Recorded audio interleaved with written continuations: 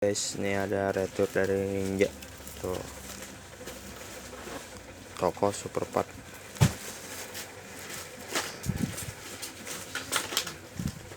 Ini udah kayak bekas dibuka guys, tuh kepotong gitu. Oh ya kan, sambungan hurufnya tuh nggak nyambung kan tuh. Langsung aja kita unboxing ya guys, kita ikutin jalurnya lah ya, kita ikutin jalurnya.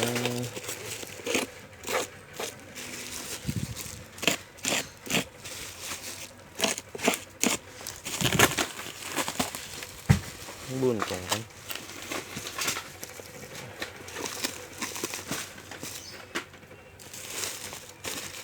Nah tuh kelihatan kan, tuh udah kebuka, cuman di lakban kecil isolatif.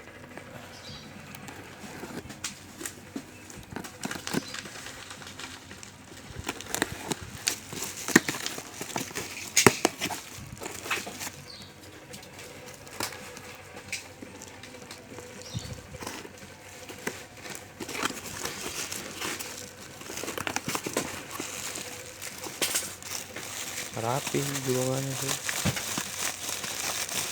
Nah kelihatan ya tuh,